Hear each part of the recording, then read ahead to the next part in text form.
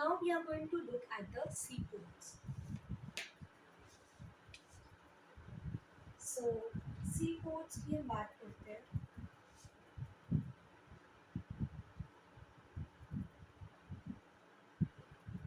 तो हमारे पास 12 मेजर सीपोर्ट्स हैं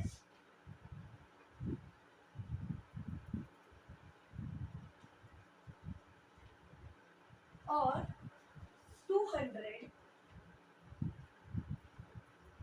माइनर सीपोर्ट्स हैं.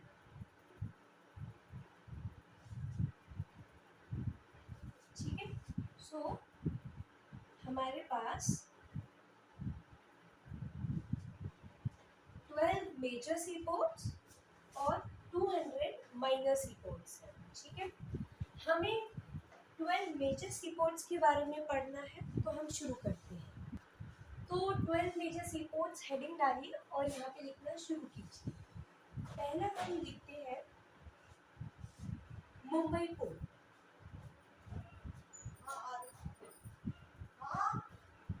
अगर हम बात करें मुंबई पोर्ट की, तो ये ओल्डेस्ट पोर्ट है.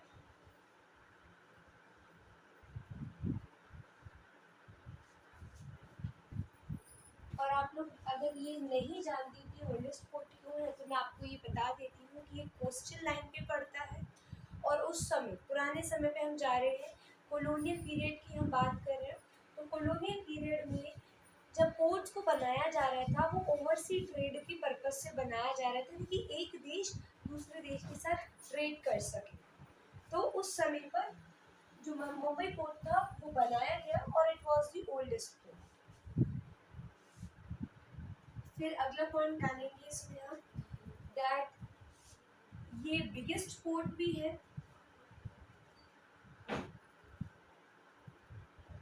बिगेस्ट पोर्ट भी है. Third point that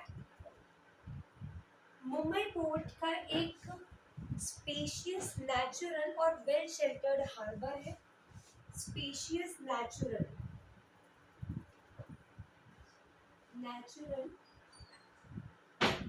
and well sheltered harbour.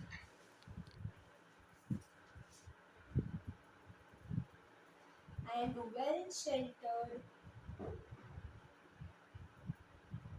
harbor. इस पॉइंट को लिखिए, तीनों पॉइंट्स को लिखिए.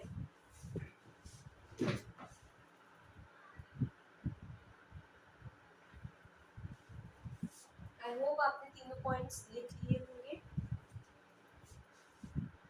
अब मूव करते हैं सेकंड पोर्ट की तरफ. That is Kandla port.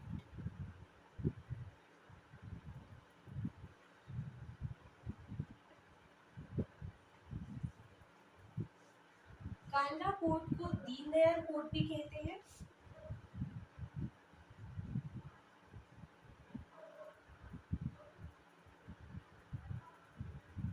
कहाँ लोकेटेड है ये? गुजरात में. आपको याद रखने का एक तरीका बताती हूँ कि आप कैसे याद रखेंगे कि ये गुजरात में है. दीनदयाल जो एक पर्सनालिटी रहे हैं, ये गुजरात से थे.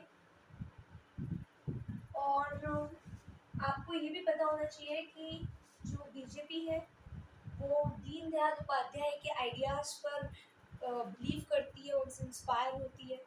और बीजेपी के जो हमारे सीएम हैं, सॉरी बीजेपी के जो हमारे एक लीडर हैं, जो हमारे देश के पीएम भी हैं, मोदी जी, वो यहाँ के गुजरात के सीएम रहे हैं बहुत लंबे समय के लिए. तो ये आपको पता होना चाहिए कि किस तरह से दीनदयाल पोर्ट को आप लिंक करोगे गुजरात से. ठीक है.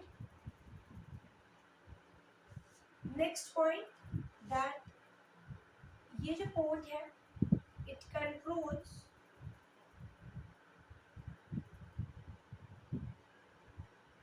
द ट्रेड, या it handles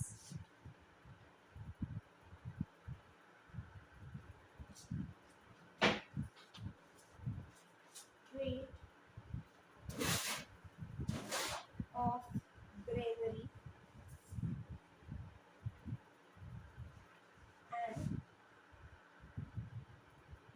industrial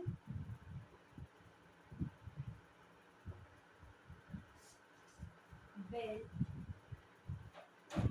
of Jammu Kashmir,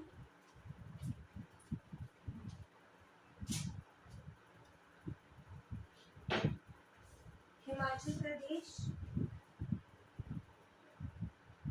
Haryana,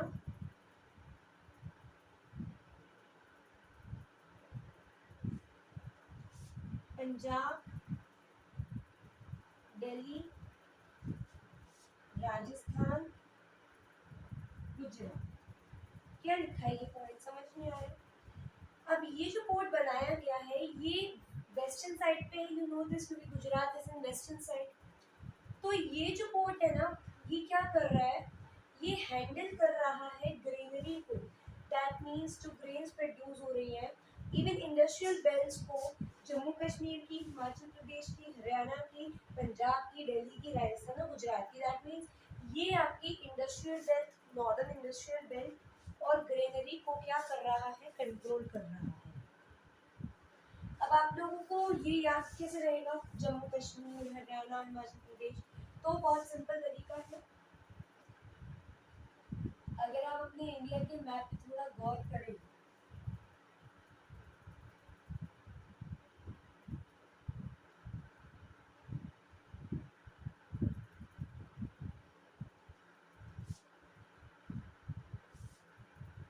ये मैंने बना दी है इसकी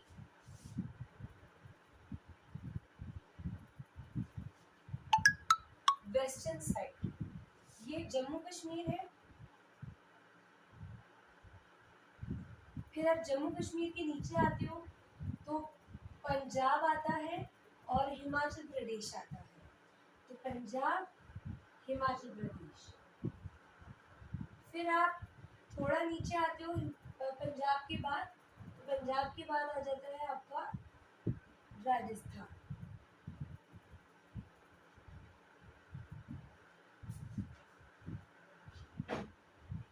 राजस्थान,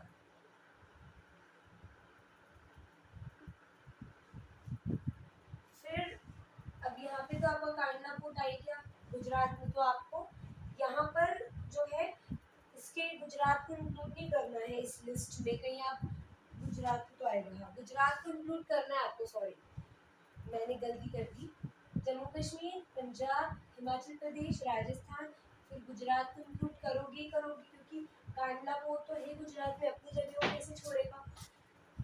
वहीं हिमाचल प्रदेश के नीचे हरियाणा आ रहा है और हरियाणा में छोटू सा दिल्ली आ रहा है, तो ये भी आएगा। सो जम्मू कश्मीर, पंजाब, हिमाचल प्रदेश, फिर राजस्थान, फिर हरियाणा और गुजरात। गुजरात को इंक्लूड करना है, मैंने गलती से मैं भूल गई आपको बताना, ठीक है, लिख लो अपना। एक इम्पॉर्टेंट पॉइंट और है कि क्यों बनाया गया था इसको, तो इसको बनाया गया था after partition of Pakistan.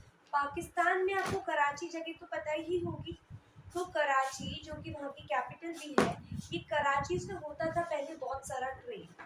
Mumbai port तो हमारा ओल्डेस्ट पोर्ट है, बिगेस्ट पोर्ट है, यहाँ से तो बहुत ज़्यादा ट्रेड होता था, लेकिन मुंबई पोर्ट पे बहुत प्रेशर पड़ता गया, उसका ट्रेड बढ़ता गया मुंबई पोर्ट का।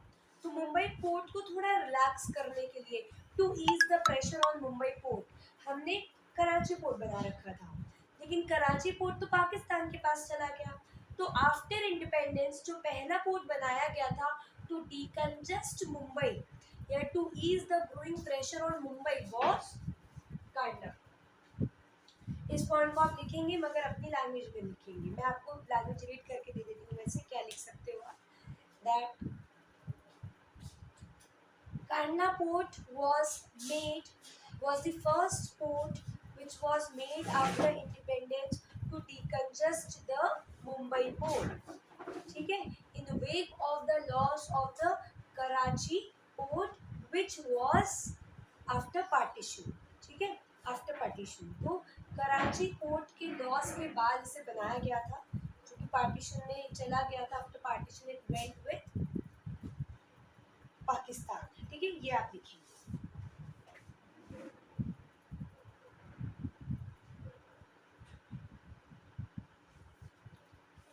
one more important point, it's a tidal port.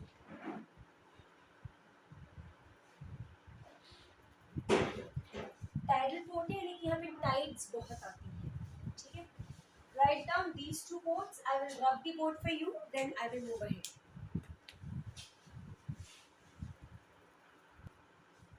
तो उम्मीद करती हूँ आपने ये अच्छे से लर्न कर लिया होगा. Now let's move ahead.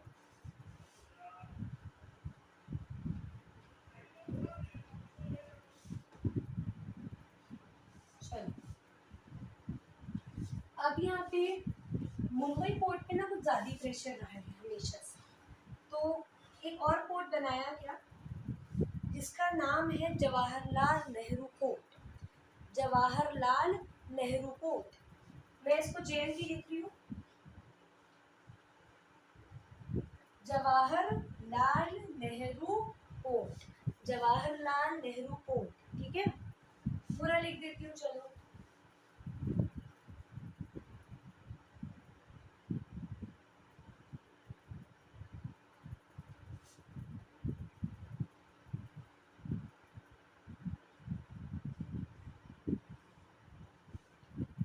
Third port है. इट वॉज, अच्छा, where it is located in Maharashtra. Maharashtra में है.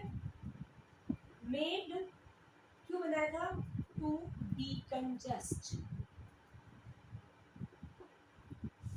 मुंबई पोर्ट. सेम वर्क कर रहा है जो कांडला पोर्ट ने किया था. उस पॉइंट को आप लिखेंगे अपनी लैंग्वेज में. This is your homework. उसको एग्जाम में मिस मत करना, बहुत इंपॉर्टेंट पॉइंट है. मैंने यहाँ पे नहीं लिखा, but dictated, I have dictated. Made to decongest the Mumbai.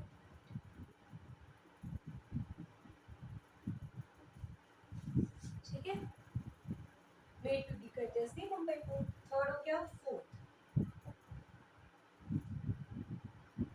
Fourth number पे आपका आएगा जवाहरलाल नेहरू पोर्ट के बाद मर्मगांव पोर्ट.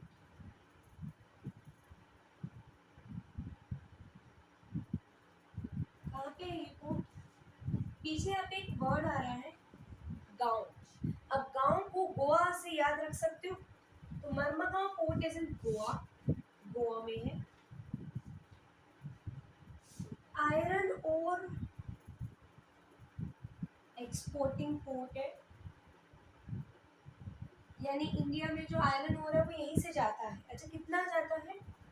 तो 50% of iron ore is exported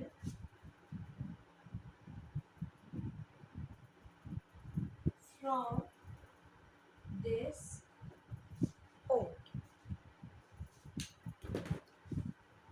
From this port. So 50% जो आयरन ओर है हमारे इंडिया का, वो इसी पोर्ट से जा रहा है दूसरे देशों में. मर्मागांव पोर्ट हो गया.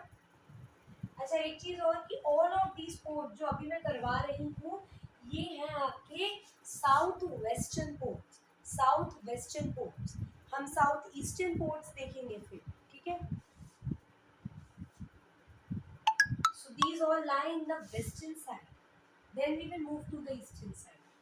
अभी आपने गुजरात से शुरू किया, फिर आप महाराष्ट्र में आए, अब आप गोवा में हो, फिर आप जाओगे कर्नाटका में, फिर आप जाओगे केरल में, फिर आप जाओगे ईस्टर्न साइड में तमिलनाडु. फिर तमिलनाडु से ऊपर जाओगे तो आपको मिलेगा यहाँ पे विशाखापट्टनम पोर्ट. उसके बाद मिलेगा आपको पारादीप पोर्ट. फिर पारादीप पोर्ट के ऊपर आपको मिलेगा हल्दिया पोर्ट और कोलकाता पोर्ट. तो 1 2 3 1, यहाँ पे 2 है ना, तो यहाँ पे आप 3 लिखो. फिर यहाँ पे 4, यहाँ पे 5. ये महाराष्ट्र में 2 है इसलिए मैंने यहाँ पे 3 लिखा है. काउंटिंग चल रही है मैडम. फिर 6, फिर 7, फिर अच्छा तमिलनाडु में भी 2 पोर्ट है, तो 8 9 10 11 12. यहाँ पे वेस्ट बंगाल में 2 पोर्ट है, हल्दिया पोर्ट है और कोलकाता पोर्ट है. ठीक है,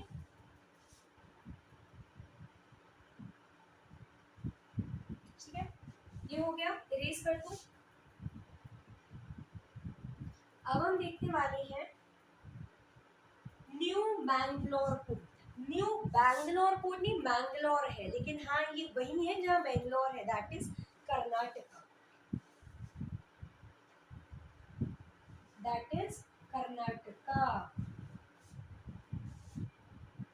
Karnataka, that is new Mangalore.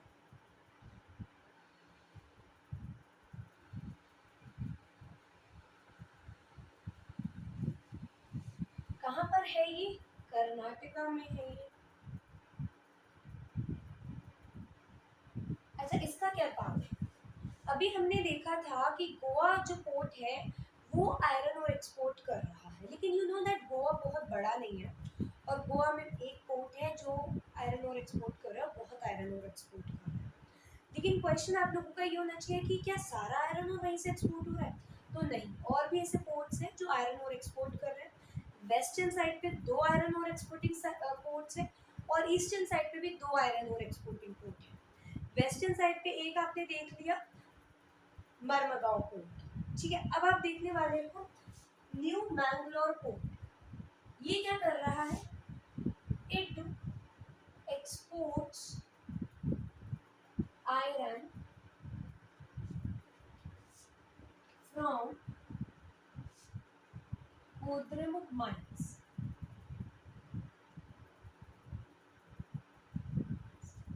ये क्या कर रहा है? ये भी आयरन और एक्सपोर्ट कर रहा है, लेकिन ये एक पर्टिकुलर जगह से कर रहा है, that is your Kudremukh mines. तो it exports iron from the Kudremukh mines.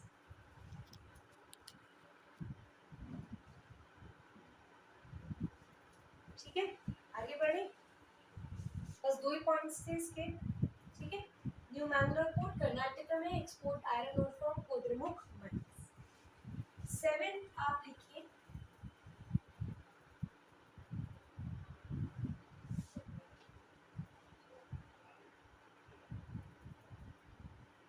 Kochi port. कहाँ पे है ये Kochi port? This Kochi port is in Kerala, is in Kerala, ठीक है, is in Kerala. So this port is in Kerala. इस पोर्ट की एंट्रेंस लगून है। लगून होता है वाटर बॉडी जो 3 साइड से पानी से घिरी हो, तो यहाँ पे एक लगून भी आ जाता है। यहाँ एक छोटा सा आइलैंड आप इसको मान सकते हो, 3 साइड से पानी से नहीं घिरा, बल्कि ये एक छोटा सा वाटर बॉडी है, ठीक है। तो इसके आते ही कोची पोर्ट की जो एंट्रेंस उस पे लगून है, so Kochi port is eight the entrance of a lagoon. इसका नेचुरल हार्बर है, और यही इसके 3 पॉइंट है। ये केरला में है, at the entrance of the lagoon, at the entrance of lagoon it has a natural harbour. ये 4 पॉइंट्स केरला में है, at the entrance of a lagoon and a natural harbour. अब हम बात करते हैं, ये हमने सारे कवर किए हैं जो वेस्टर्न साइड्स पे पोर्ट है। अच्छा, एक और चीज, कोची पोर्ट में एक और पॉइंट आएगा, it is the south western port, it is the south western port. West में तो हमने सारे पोर्ट देख लिए, लेकिन बिल्कुल साउथ पे, it is at the extreme south west, extreme location, extreme south west, बिल्कुल एक्सट्रीम साउथ वेस्ट पे चले जाएंगे। अब हम बात करते हैं न्यू मैंगलोर पोर्ट के बाद, और ये कोची पोर्ट के बाद ईस्टर्न साइड पे जो अपने पोर्ट्स आ रहे हैं। तो सबसे पहले ईस्टर्न साइड पे आपको ये पता होना चाहिए कि आप जब नीचे से ऊपर जा रहे हो, तो ईस्टर्न साइड पे सबसे नीचे तमिलनाडु है, तो तमिलनाडु से आप ऊपर जाओगे, और ये हमें पता है कि कोस्टल लाइन जो अपने तमिलनाडु अपने ईस्टर्न साइड पे रहती है, it is from Tamil Nadu to West Bengal. तो वेस्ट बंगाल पे 2 पोर्ट्स आएंगे, और तमिलनाडु पे 2 पोर्ट्स हैं, और बीच में जितनी सारी स्टेट्स हैं उनमें एक पोर्ट है। तो हम सबसे पहले डालते हैं टूटीकोरिन पोर्ट।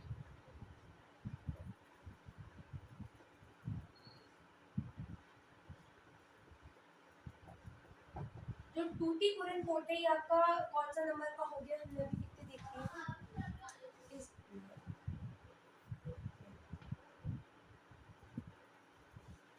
ये 8 है या कौन सा है?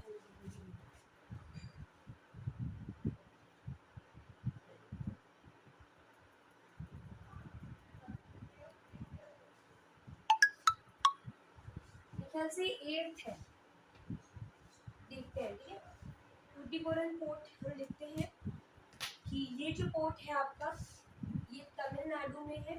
तमिलनाडु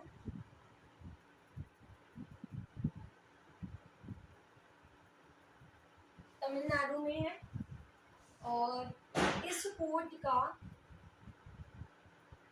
नेचुरल हार्बर है और रिच हिंटरलैंड है, एंड रिच हिंटरलैंड। ठीक है, 1 2 3 1 2 पॉइंट्स हो गए। थर्ड पॉइंट, ये जो ट्रेड कर रहा है ये इंडिया के कोस्टल रीजन में कर रहा है। Trade with the coastal regions, या फिर आप ट्रेड कर सकते हो ट्रेड विद श्रीलंका और मालदीव्स के साथ ये ट्रेड कर रहा है। ठीक है, सो ट्रेड हो रहा है इसका श्रीलंका, मालदीव्स के साथ एंड अदर कोस्टल रीजन्स में भी ये ट्रेड कर रहा है। लेकिन आपको लिखना है trade with Sri Lanka and Maldives. ठीक है,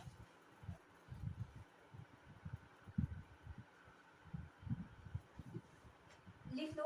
and coastal region of India के साथ भी हो रहा है, कोस्टल रीजन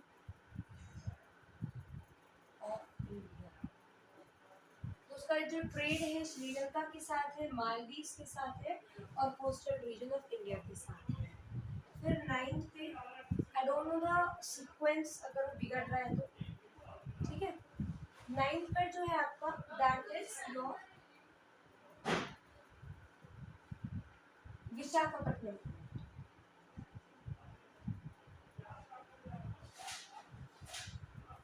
अब आप सोचिए कि जब टूटीकोरिन पोर्ट तमिलनाडु में है तो तमिलनाडु की जो सीधा ऊपर आ रहा है वो आ रहा है आंध्र प्रदेश। तो आंध्र प्रदेश में है, आंध्र प्रदेश में है आपका विशाखापट्टनम।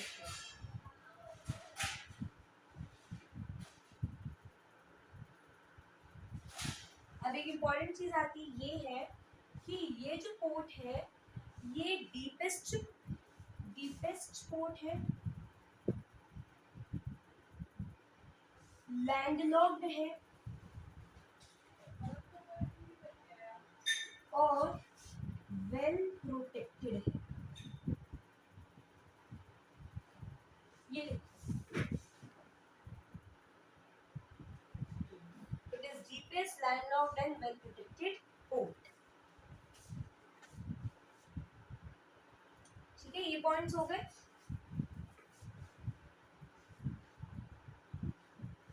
अब इसे बनाया गया था आयरन और एक्सपोर्ट के लिए, लेकिन इसने आयरन और एक्सपोर्ट के अलावा बहुत से काम पकड़ लिए हैं। So was established as an outlet for iron ore export.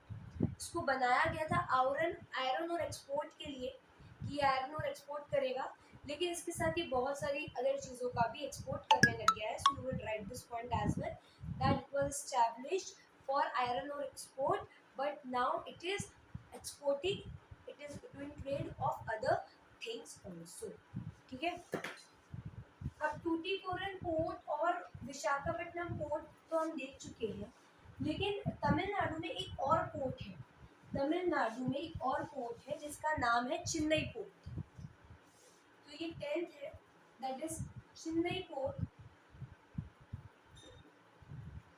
जो चेन्नई पोर्ट है ये तमिलनाडु में ही है, यानी तमिलनाडु में 2 पोर्ट्स हैं। तो ये भी आपका तमिलनाडु में है।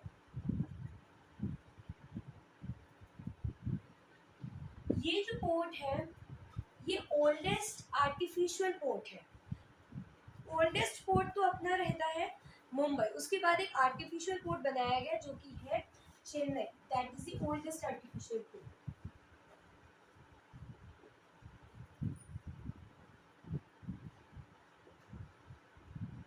ओल्डेस्ट आर्टिफिशियल पोर्ट है ये।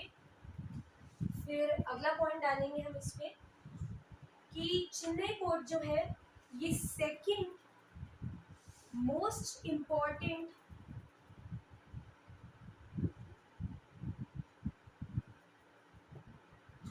ये सेकेंड लार्जेस्ट पोर्ट है, सेकेंड लार्जेस्ट पोर्ट है in terms of the volume of trade and cargo.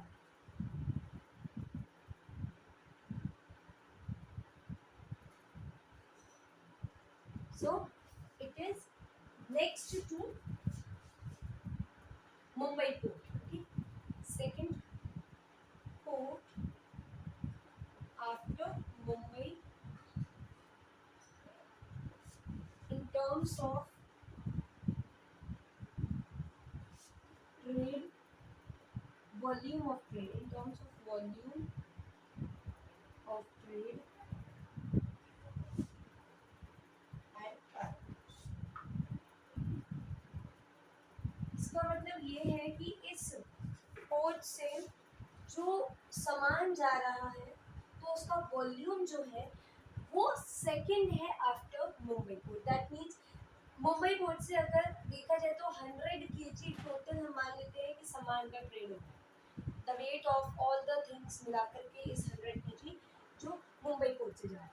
तो इसके बाद जो सेकंड नंबर पे आ रहा है मुंबई के बाद वो है Chennai port in terms of the volume of trade and cargo. कितना हो रहा है ना ट्रेड, मुंबई के बाद जो है वो सबसे ज़्यादा आपके चेन्नई पोर्ट में। विशाखापट्टनम हम पोर्ट देख चुके हैं। अब यहाँ पे उड़ीसा में देखते हैं हम, उड़ीसा या जो भी आप बोलते हो।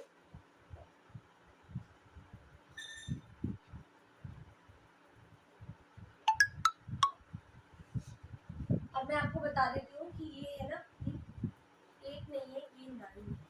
अब मुझे समझ में आ गया। और ये 10 है। उड़ीसा में है आपका पैराडीन पोर्ट।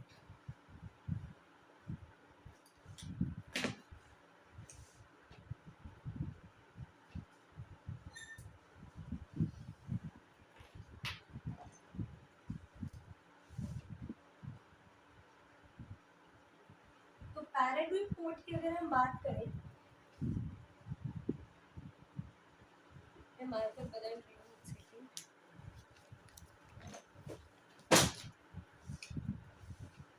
तो पैराडीन पोर्ट जो है ये उड़ीसा में है। ये स्पेशलाइज्ड है आयरन और एक्सपोर्ट में। स्पेशलाइज किसमें है भाई, ये क्या काम कर रहे हैं, आयरन और एक्सपोर्ट कर रहे हैं। ठीक है, सो उड़ीसा में है और आयरन और एक्सपोर्ट कर रहे हैं। 2 पॉइंट्स हैं इसके जो आपकी बुक में दे रखे हैं। अब आगे बढ़ते हैं। अब हम देखेंगे 11,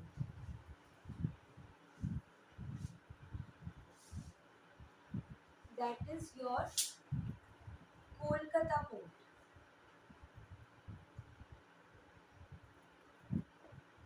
ये वेस्ट बंगाल में है। ठीक है, ये प्रोवाइड करता है एक large and natural harbour to your Brahmaputra and Ganga basin. तो उस पॉइंट को हम लिख देते हैं। So it provides naturally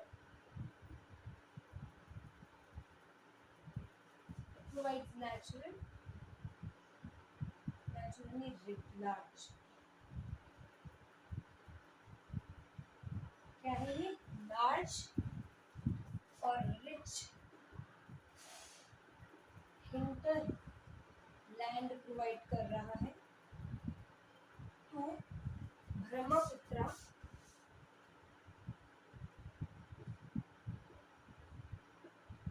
and Ganga basin को। ठीक है, providing a large and rich hinterland to Brahmaputra and Ganga basin. Next point की एक टाइडल पोर्ट है।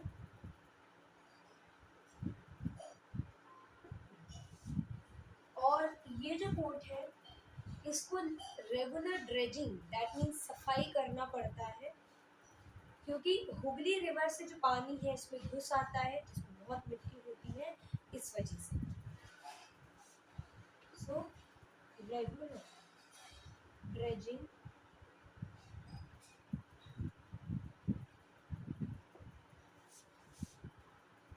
of Hooghly is equal. ये पॉइंट लिखो।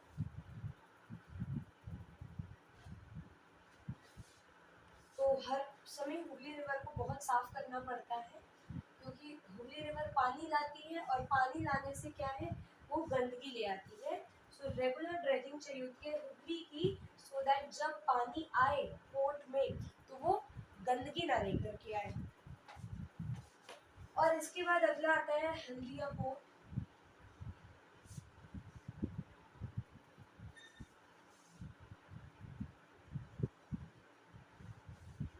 हल्दिया पोर्ट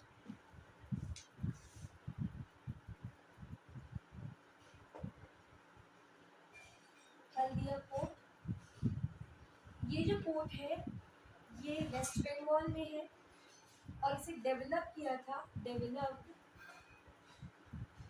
in order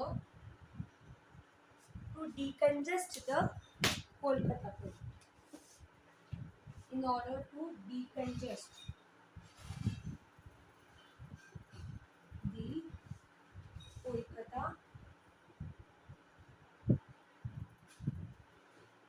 तो जैसे हमने देखा था कि वेस्टर्न साइड पर मुंबई पोर्ट को डिकंजेस्ट करने की कोशिश करी जा रही थी, यहाँ पे कोलकाता पोर्ट को डिकंजेस्ट करने की कोशिश की जा रही है, यानी कि यहाँ पर बहुत ज़्यादा ट्रेड हो रहा है कोलकाता पोर्ट पे, तो इसलिए हल्दिया पोर्ट को बनाया गया कि जो कोलकाता पोर्ट पर इतना ज़्यादा प्रेशर बढ़ता जा रहा है उसको रिलैक्स करो। So thank you.